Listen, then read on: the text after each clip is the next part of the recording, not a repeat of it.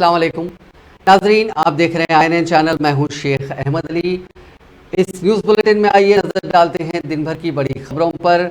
वज़ीर आला चंद्रशेखर राव कल यानी बरोज़ जुमा 2 जून सुबह 10:30 पर doctor BR Ambedkar Telangana secretariat में तेलंगाना के 10वें यौम तासीस तकरीब में शिरकत करते हुए कौमी परचम लहराएंगे और परेड की सलामी भी लेंगे। तेलंगाना की तश्कील के बाद ये पहला मौका है कि वज़ीर आला चंद्रशेखर और रियासत की यौम तासीस तकारीब का इनेकाद सेक्रेटेरिएट में अमल में ला रहे हैं। तेलंगाना के क़याम को 10 साल मुकम्मिल हो चुके हैं और इस मौके पर रियासत के सभी अजला में बड़े पैमाने पर जश्न मनाया जाएगा। तेलंगाना भर में 2 जून से 21 जून तक मुसलसिल लगातार ये प्रोग्राम हर ज़िले में होते रहेंगे और हर रोज़ एक महकमे के तहत तकारीब मुनक़िद की जाएगी और हुकूमत की जानिब से किए जाने वाले इक़दामात की तशरीह की जाएगी। चीफ मिनिस्टर चंद्रशेखर राव ने यौम तासीस तेलंगाना के मौके पर तेलंगाना के अवाम को दिली मुबारकबाद पेश की। अपने पैगाम में उन्होंने इजहार किया कि ये दिन तेलंगाना के लोगों के दिलों को खुशी और फ़ख्र से भर देता है, जो दुनिया भर में रियासत और उसके अवाम के लिए बहुत अहमियत के एक लम्हे की अलामत है। CM KCR ने अलग रियासत के उसूल के लिए मुख्तलिफ बरादरियों की इज्तिमाई जद्दोजहद और कुर्बानियों को याद किया। उन्होंने तेलंगाना तहरीक के शहीदों को उनकी गैर मुतज़लज़िल लगन का एतराफ़ करते हुए दिली खिराज अक़ीदत पेश किया। उन्होंने ज़िंदगी के तमाम शोबों से ताल्लुक़ रखने वाले लोगों की शिरकत पर रोशनी डाली और तहरीक के दौरान नुमाया खिदमात और कुर्बानियों के लिए तुलबा और नौजवानों को सराहा। तेलंगाना की तरक्की पर जोर देते हुए चीफ मिनिस्टर ने इस बात की तस्दीक की कि रियासत जो कि IT, फार्मा, लाइफ साइंसेस और ज़राअत में तरक्की के लिए मशहूर है, जामे तरक्की की जानिब अपना सफ़र जारी रखेगी। उन्होंने आवाम को यकीन दिलाया कि उनके ख्वाहिशात को पूरा किया जाएगा और उन्हें तेलंगाना के खुसूसी वसाइल और मौक़े में मुनासिब हिस्सा मिलेगा। यौम तासीस तेलंगाना की 10 साल तकारीब को शानदार पैमाने पर मनाने के हिस्से के तौर पर हैदराबाद में सरकारी इमारतों को रोशनियों से मुनव्वर किया गया। रियासत के दारुल हुकूमत हैदराबाद में सरकारी दफातर के साथ साथ doctor BR Ambedkar secretariat Telangana के शोहदा की यादगार को रंग बिरंगी रोशनियों से मुनव्वर किया गया, जिससे ये इमारतें शाम में खूबसूरत मंजर पेश कर रही हैं। हुकूमत ने यौम तासीस तेलंगाना की तकारीब शानदार पैमाने पर मनाने का फैसला किया है। तेलंगाना की यौम तासीस तकारीब के मौके पर हुकूमत की जानिब से RTC मुलाजमीन को खुशखबरी सुनाई गई है। TSRTC के चेयरमैन बाजी रेड्डी गोवर्धन, कॉरपोरेशन के MD VC सजना ने ऐलान किया कि त्योहार के तोहफे के तौर पर DA अलाउंस की एक और किस्त देने का फैसला किया गया। गुज़िश्ता साल जुलाई में दिए जाने वाले 4.9% 4.9% DA की मंजूरी का ऐलान किया गया था। माह जून की तनख्वाह के साथ मिलाकर DA अदा किया जाएगा। उन्होंने कहा कि तेलंगाना तहरीक में RTC मुलाजमीन ने कलीदी रोल अदा किया था। उसी के पेश नज़र रियासत की यौम तासीस दहाई तकारीब के मौके पर ज़ेरे इल्तिवा 7वें मरहले का DA मुलाजमीन के लिए मंजूर करने का फैसला किया गया। बकिया DA की एक और किस्त जल्द ही जारी की जाएगी।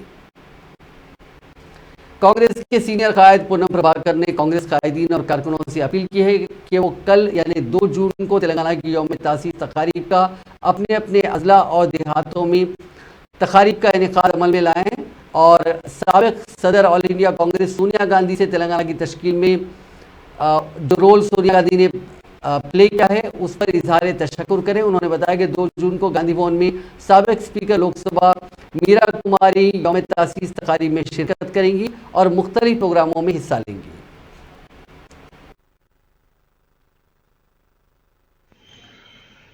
జూన్ 2 తెలంగాణ ఆవిర్భావ దినోత్సవం తెలంగాణ ఏర్పడి 9 సంవత్సరాలు పూర్తవుతున్న సందర్భంగా తెలంగాణ ప్రదేశ్ కాంగ్రెస్ ఆధ్వర్యంలో అన్ని జిల్లాల్లో అన్ని గ్రామాల్లో కార్యక్రమాలు నిర్వహించాల్సిందిగా కాంగ్రెస్ శ్రేణులకు తెలంగాణ అభిమానులను కోరుతా ఉన్నాం। అదేవిధంగా తెలంగాణ ప్రధాత సోనియా గాంధీ గారికి ధన్యవాదాలు చెప్తూనే తెలంగాణ రాష్ట్ర బిల్ పాస్ కావడానికి లోక్సభ స్పీకర్గా తెలంగాణ ఆకాంక్షలు నెరవేర్చిన శ్రీమతి మీరా కుమారి గారు హైదరాబాద్లో గాంధీ భవన్లో జరిగే కార్యక్రమాలకు వస్తా ఉన్నారు।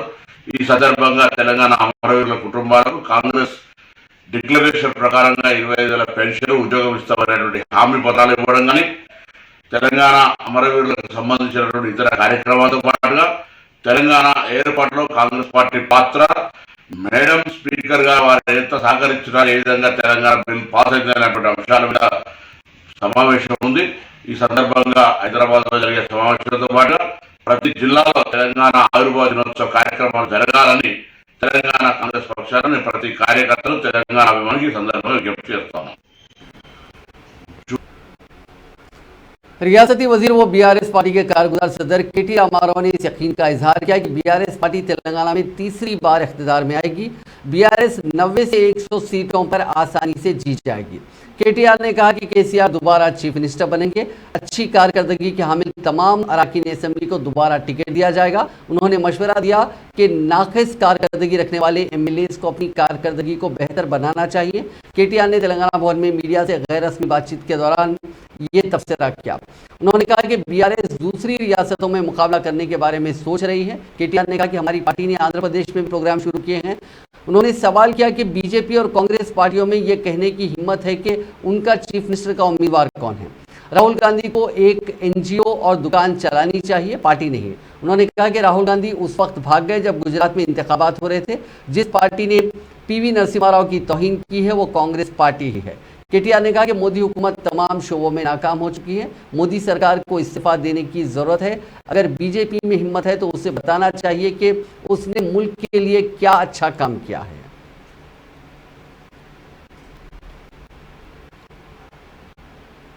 वज़ीर सेहत हरीश राव ने कहा कि ज़िले सिद्दीपेट में ट्रेन की पटरियों के काम जंगी खुतूत पर मुकम्मल किए जाएंगे। उन्होंने ओहदेदारों और कॉन्ट्रैक्टर को हिदायत दी कि इन कामों में किसी भी किस्म की ताख़ीर ना की जाए। उन्होंने आज कलेक्टर प्रशांत जीवन पाटिल और deputy chief engineer Santosh Kumar के साथ सिद्दीपेट के नवाही इलाके मंडीपल्ली में ट्रेन की पटरियों के कामों का तफसीली मायना किया।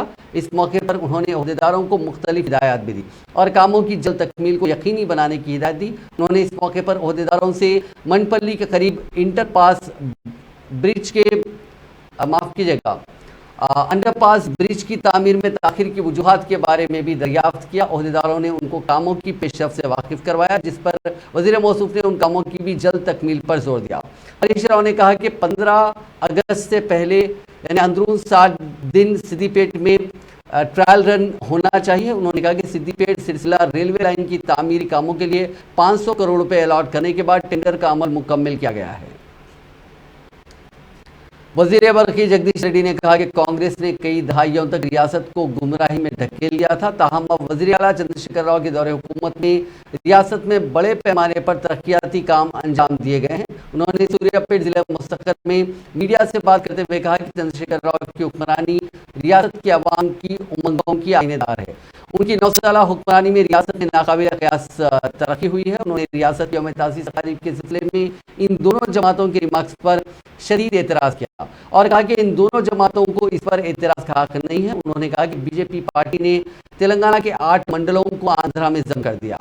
जगदीश रेड्डी ने एतराज़ करते हुए कहा कि यह अजीब बात है कि 7 दहाइयों से तेलंगाना को अफरा तफरी में धकेलने वाली कांग्रेस पार्टी यौम तासीस तेलंगाना की तक़रीब की बात कर रही है। रियासती वजीर एन इंदिरा करण रेड्डी ने जुमेरात को चीफ मिनिस्टर चंद्रशेखर राव के 4 जून को निर्मल जिले के दौरे की तैयारियों का जायजा लिया। उन्होंने येलापल्ली के मदाफाती इलाके क्रशर रोड पर जलसे आम के लिए मुजवज़ा मकाम का मायना किया। वजीर ने कई ओहदेदारों और अवामी नुमाइंदों के साथ जलसेगाह, ट्रैफिक के इंतजाम, पार्किंग की सहूलियात और हेलीपैड के इलाकों का जायजा लिया। उन्होंने पुलिस हुकाम से हिफाजती इक़दाम पर भी तबादला ख्याल किया और इंतजाम को तेज़ करने की ज़रूरत पर जोर दिया। इस दौरे में उनके साथ रुकन असेंबली विठल रेड्डी, एसपी प्रवीण कुमार, जिला लाइब्रेरी के चेयरमैन ई राजेंद्र, म्यूनिसिपल चेयरमैन जी ईश्वर, मार्केट कमेटी के चेयरमैन चिलकू रमना और दीगर ओहदेदार मौजूद थे।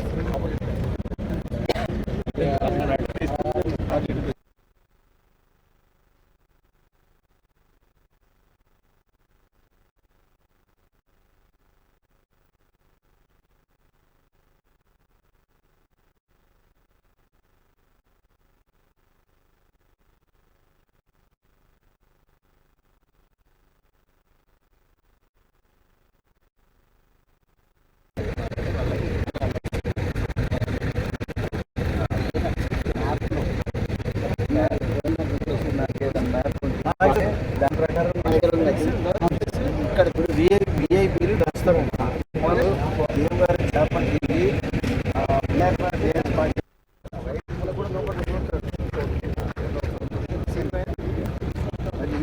ఏం లేవు only barricades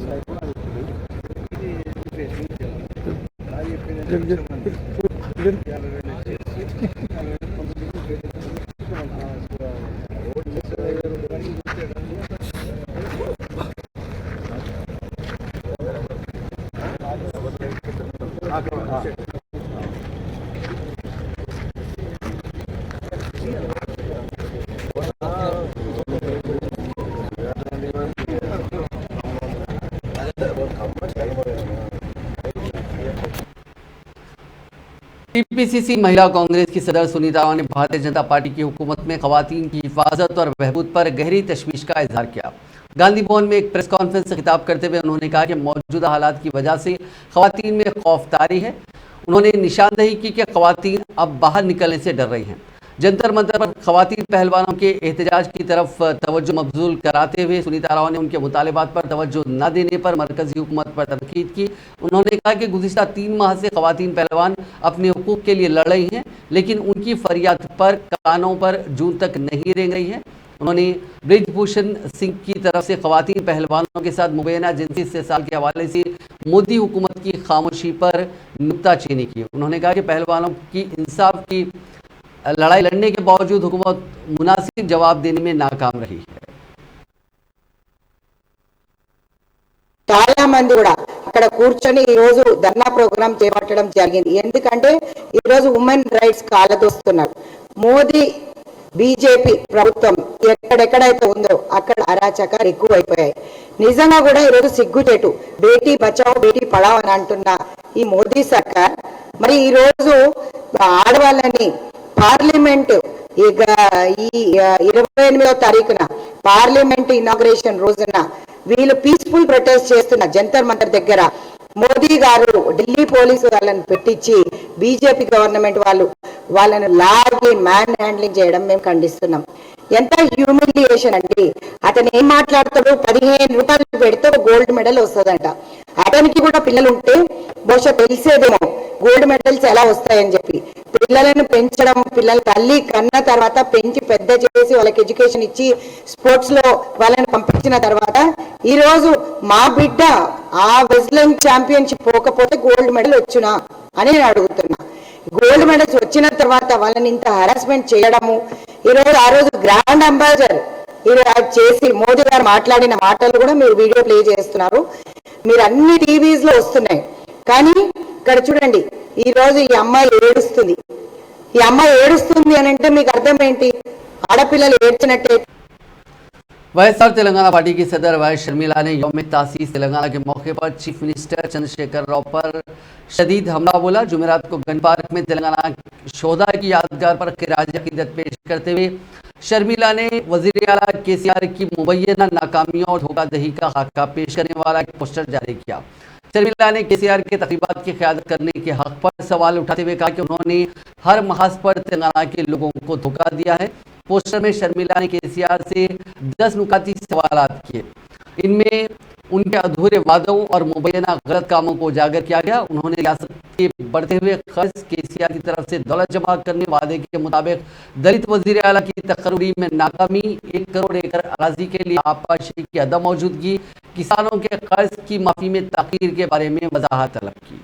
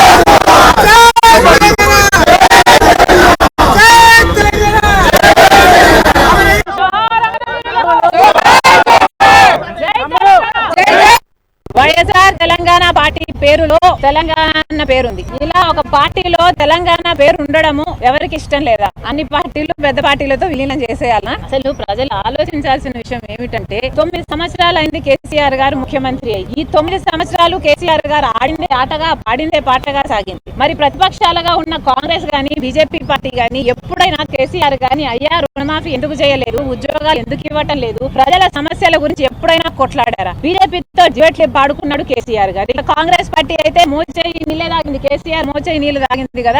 Congress party supplying కంపెనీగా మారింది కేసీఆర్ కు కాంగ్రెస్ పార్టీ. మరి వీళ్ళు ఇంత అధ్వానంగా పనిచేశారు కాబట్టి కదా కేసీఆర్ గారి ఆగడాలు ఇంతగా సాగినాయి. మరి మేము వైఎస్ఆర్ తెలంగాణ పార్టీ 2 సంవత్సరాలు అయింది పార్టీ పెట్టి. ఈ పార్టీ పెట్టిన రోజు నుంచి కూడా మేము నిరుద్యోగుల కోసం వరకు పెరగకుండా పోరాటం చేస్తాం. మేము కదా ఢిల్లీ వరకు వెళ్లి కేసీఆర్ గారు అవినీతి గురించి సిబిఐకి ఈడీకి కంప్లైంట్ చేసింది. మేము కదా 3800 కిలోమీటర్లు పాదయాత్ర చేసింది. మేము కదా అడుగడుగున రుణమాఫీ ఎందుకు చేయలేదు, డబుల్ బెడ్రూమ్ ఇల్లు ఏమైనాయి, ఇంటికో ఉద్యోగం ఏమైంది, 57 ఏళ్ళకే పెన్షన్లు ఏమైనాయి, పొడి భూములు ఏమైనాయి, 3 ఎకరాల భూమి ఏమైంది అని మేము కదా ప్రశ్నించింది. ఇలా ప్రతి దాంట్లోనూ ప్రజల పక్షాన నిలబడింది వైఎస్ఆర్ తెలంగాణ పార్టీ. మరి ఇంత కష్టం చేసింది నేను దేనికి? ఇంకో పార్టీలో విలీనం చేసే దానికే అయితే ఇంత కష్టం నేను చేయాల్సిన అవసరం ఉందా? ఏ పార్టీలో చేస్తానంటే ఏ పార్టీ వాళ్ళైనా నన్ను వద్దనేటోళ్ళు ఆ రోజు లేరు, ఈ రోజు లేరు కదా. నేను కాంగ్రెస్ పార్టీలో చేరతానన్నా, బీజేపీ పార్టీలో చేరతానన్నా, ఆఖరికి కేసీఆర్ గారు చేరతానన్నా వద్దనేటోడా? కేసీఆర్ గారు కానీ కాంగ్రెస్ కానీ బీజేపీ కానీ అలా కాకుండా ఒక మహిళనై ఉండి 3800 కిలోమీటర్లు పాదయాత్ర చేసినాక ఇప్పుడు విలీనం అన్న दरगाह यूसुफ नामपल्ली में बोर के पानी का पाइप डैमेज होने से कई दिन से पानी बह रहा है, मगर कोई पूछने वाला नहीं है। वक्फ बोर्ड को दरगाह से हर महीना लाखों रुपए की आमदनी होती है, लेकिन वहाँ केटेकर मस्तान ने वहाँ पर जो दुकानें हैं उनसे कहा है कि ये काम पूरे दुकानदार मिलकर करवा लें। दुकानदार पहले ही से इसको लेकर परेशान हैं, ऊपर से केटेकर की हिदायत की वजह से वो काफ़ी परेशान है। वक्फ बोर्ड चेयरमैन मसीउल्लाह खान को इस मामले में कुछ करना चाहिए।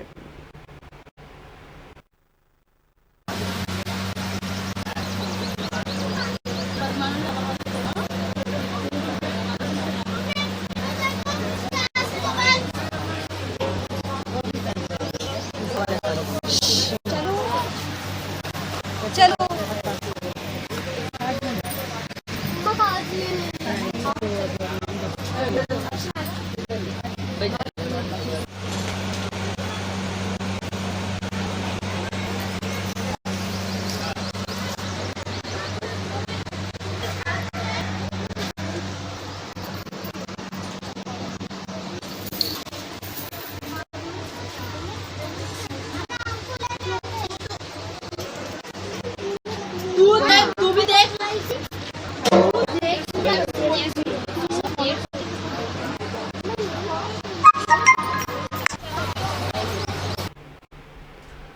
महकमे मौसमियात ने ऐलान किया है कि हिंदुस्तान में जुनूब मगरबी मानसून के आगाज़ में ताख़ीर होगी। केरला में 4 जून तक बारिश होने की तवक्को है। इसके बाद मानसून बतदरीज तेलुगु रियासतों आंध्र प्रदेश और तेलंगाना की तरफ बढ़ने का इम्कान है।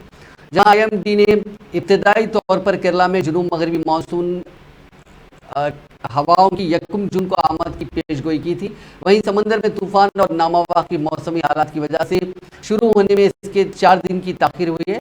इसके नतीजे में केरला में 4 जून तक बारिश और मानसून के मौसम का आगाज़ का अंदाज़ा लगाया जा रहा है। तहाँ मानसून के आने से पहले चंद दिन और चिलचिलाती धूप बरकरार रह सकती है। IMD की रिपोर्ट के मुताबिक मानसून के 8 जून को आंध्र प्रदेश में दाखिल होने की उम्मीद है। इसके बाद उसे पूरी रियासत में फैलने के लिए 4 दिन का वक्फा दरकार है। 12 जून तक मानसून पूरे आंध्र प्रदेश को कवर कर लेगा। तेलंगाना में मानसून के 10 और 12 जून के दरमियान दाखिल होने की पेशकशी की गई है, जो 16 जून तक पूरी रियासत में फैल जाएगा। हैदराबाद में चारशंबे की रात कत्ल की एक वारदात पेश आई। फिरदौस शूटर नामी नौजवान का मोहल्लिक हथियारों से हमला करके कत्ल कर दिया गया।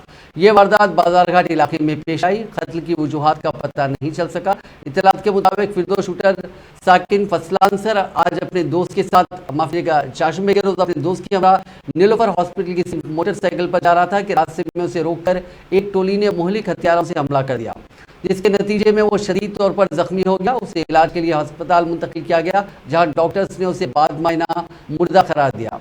जराये के मुताबिक मकतूल का बेटा या कोई करीबी रिश्तेदार नीलोफर हॉस्पिटल में शरीक है और वो उन्हें देखने के लिए हॉस्पिटल जा रहा था कि वारदात पेश आई। मकतूल के जिस्म पर जख्मों के मुतअद्दिद निशानात पाए गए। मसरूफ तरीन इलाके में इस वारदात के बाद मकामी अफराद में खौफ व हुरास की लहर दौड़ गई। शुबा किया जाता है कि फिरदौस का मंसूबाबंद तरीके से ताक़ुब करके कत्ल किया गया।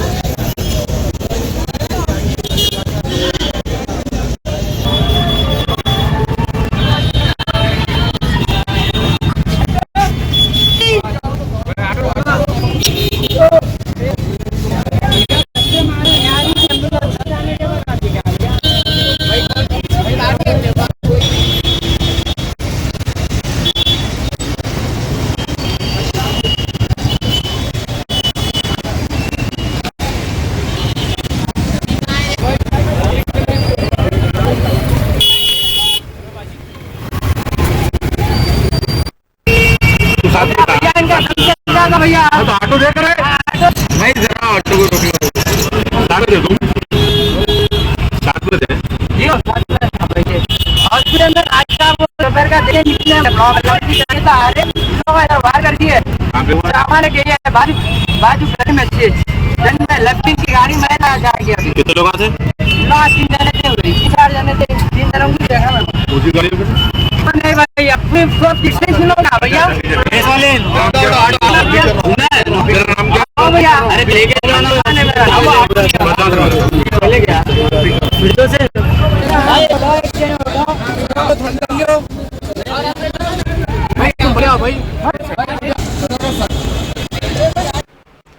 कामारेड्डी जिले के बांसवाड़ा में एक अस्पताल में आग लग गई। इस वाक़े में अस्पताल का ऑपरेशन थिएटर जलकर मुकम्मल तौर पर खाकसार हो गया। इस वाक़े के साथ ही अस्पताल इंतजामिया ने मरीजों को निचले मंजिल पर मुंतकिल किया। आग लगने की वजह मालूम नहीं हो सकी। ज़राए के मुताबिक शॉर्ट सर्किट आग लगने की वजह समझी जा रही है। इस वाक़े के साथ ही चौकसी पर किसी भी जानी नुकसान या फिर किसी के झुलसने की कोई इतला नहीं मिली। इतला मिलते ही फायर ब्रिगेड के एहलकारों ने वहां पहुंचकर काफ़ी जदोजहद के बाद आग पर काबू पाया।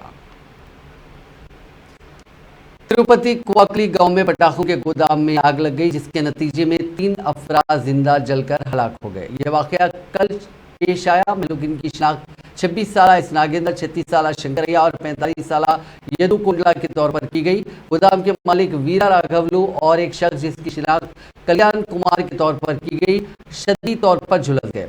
उनको इलाज के लिए अस्पताल मुंतकिल किया गया। इस वाक़े में पटाखे फट पड़े, जिससे इलाके में कसीर धुएं के साथ आग के शोले नजर आए। मकामी अफराद ने इस बात की इत्तला फायर ब्रिगेड के एहलकारों को दी, जिसके बाद चौकस फायर ब्रिगेड के एहलकारों ने वहां पहुंचकर आग पर काबू पाया। आग लगने की वजह मालूम करने के लिए पुलिस तहकीकात कर रही है।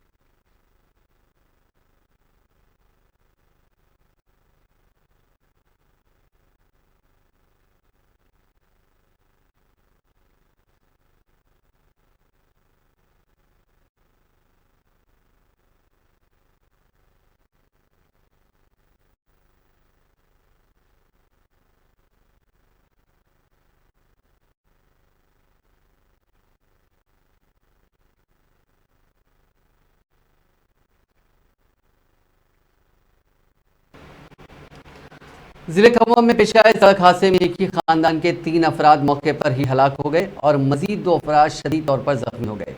यह हादसा जिले के कुंजरला मंडल मुस्तखर के करीब उस वक्त पेश आया जब लॉरी के ड्राइवर ने उसका तवाजुन खो दिया और ये लॉरी कार से टकरा गई। हादसा इतना शदीद था कि 3 अफराद मौके पर ही हलाक हो गए और दीगर 2 शदीद जख्मी हो गए। इत्तला मिलते ही पुलिस वहां पहुंची, जिसने राहत का काम शुरू किया।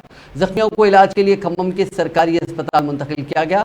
ज़राए के मुताबिक ये लॉरी तेज रफ्तारी के साथ जा रही थी कि उस वक्त कि अचानक लॉरी के ड्राइवर ने उसका तवाज़ुन खो दिया और ब्रेक फेल हो जाने की वजह से लॉरी बेकाबू हो गई और कार से टकरा गई। इसी दौरान कार के पीछे से आने वाली एक और लॉरी ने कार को टक्कर दे दी।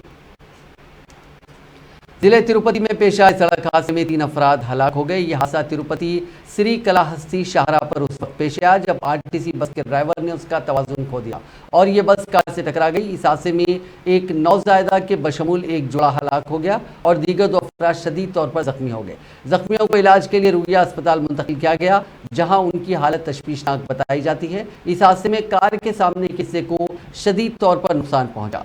महलूकीन का ताल्लुक तेलंगाना के जिले महबूब नगर से है। इतला के साथ ही पुलिस वहां पहुंची।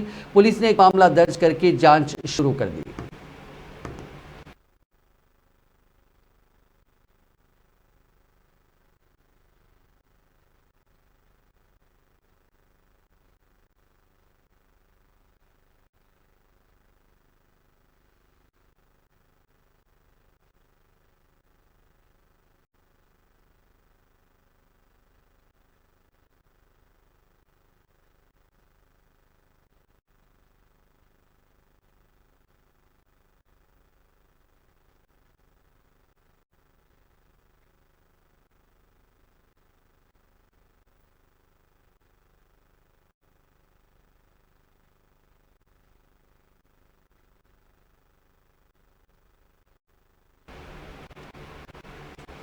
तेलंगाना के निजामाबाद जिले में दिन दहाड़े एक राउडी शीटर का बेदर्दी से कत्ल कर दिया गया। ये वाकया जुमेरात की दोपहर को पेश आया।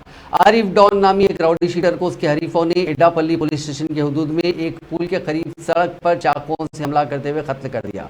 बताया गया कि जुमेरात को आरिफ डॉन बोधन कोर्ट में एक केस की समाअत में शिरकत के बाद जब वह निजामाबाद वापस आ रहा था, निजामाबाद शहर के उसके हरीफ रास्ते में इसका पीछा कर रहे थे और एडापल्ली पुलिस स्टेशन के हुदूद में उस पर हमला कर दिया, जिसके नतीजे में उसकी मौत हो गई।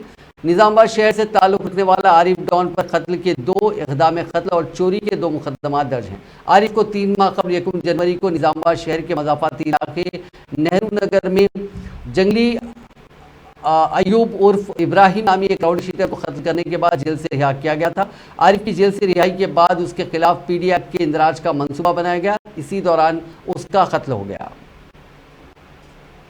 बीवी के घर वापस ना होने और ससुराली रिश्तेदारों की हरासानी का इल्ज़ाम लगाते हुए एक शख्स ने सेल्फी वीडियो लेते हुए खुदकशी कर ली। ये वाक़या तेलंगाना के ज़िले महबूबाबाद में पेश आया। ज़राए के मुताबिक उस शख्स जिसकी शिनाख्त ज़िले के केसा समुद्रम मंडल वेंकैना तांडा से ताल्लुक़ रखने वाले अशोक के तौर पर की गई, उसकी बीवी अपने मायके गई हुई थी। उसने बीवी के उसके साथ ना आने और ससुराली रिश्तेदारों की हरासानी का इल्ज़ाम लगाते हुए मायूसी के आलम में खुदकशी कर ली। इतला मिलते ही पुलिस वहां पहुंची, जिसने लाश को पोस्टमार्टम के लिए भेज दिया और इस सिलसिले में एक मामला दर्ज कर लिया। तेलंगाना में आवारा कुत्तों के हमले के वाक़यात कम होने का नाम नहीं ले रहे हैं। हर रोज़ रियासत के किसी न किसी मुकाम पर कुत्तों के हमले का वाक़या सामने आ रहा है। गुज़िश्ता रोज़ हैदराबाद में एक मासूम पर एक कुत्ते ने हमला करते हुए ज़ख्मी कर दिया था और आज एक ताज़ा वाक़े में एक बच्चे पर कुत्तों का हमला पेश आया। ये वाक़या जुमेरात को जगतियाल ज़िले के मेटपल्ली टाउन में पेश आया। तफसीलात के मुताबिक मेटपल्ली टाउन में SRSP केनाल के पास वाक़े मस्जिद के करीब 9 साला मोहम्मद उमर नामी लड़का खेल रहा था कि आवारा कुत्तों ने उस पर हमला कर दिया। इस हमले में लड़के के हाथ और जिस्म पर चोटें आई। मकामी लोग लड़के को इलाज के लिए सरकारी अस्पताल ले गए। मकामी लोगों ने बताया कि टाउन में कुत्तों ने काफ़ी दहशत मचा की है और अब तक कई अफराद को कुत्तों के हमले में जख्मी हो चुके हैं।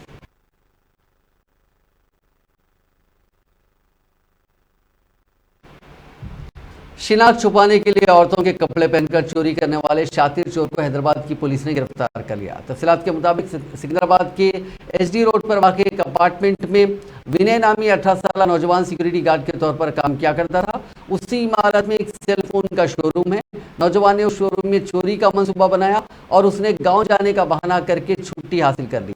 छुट्टी लेने के बाद वो 28 मई की रात उसी अपार्टमेंट में पहुंचा और उसने शटर का लॉक तोड़कर वहां से करीब 8 लाख रुपए मालियती 37 सेलफोन्स और लैपटॉप का सरका कर लिया। शातिर मुलजिम ने CCTV में अपनी शिनाख्त पोशीदा रखने के लिए नाइटी पहन ली थी ताकि कोई उसे पहचान न सके। पुलिस ने जब CCTV फुटेज का जायजा लिया तो उन्हें नाइटी पहनी हुई खातून नजर आई। तमाम पुलिस ने जब शुबे की बुनियाद पर सिक्योरिटी गार्ड्स को तलब करके तफ्तीश की तो इस बात का खुलासा हुआ कि मुलजिम ने ही औरतों के कपड़े पहने थे ताकि उसे कोई पहचान ना सके और चोर अपनी बहन की नाइटी पहनकर चोरी करने के लिए पहुंच गया। नाजरीन, इस न्यूज़ बुलेटिन में बस इतना ही। आप देखते रहिए INN चैनल।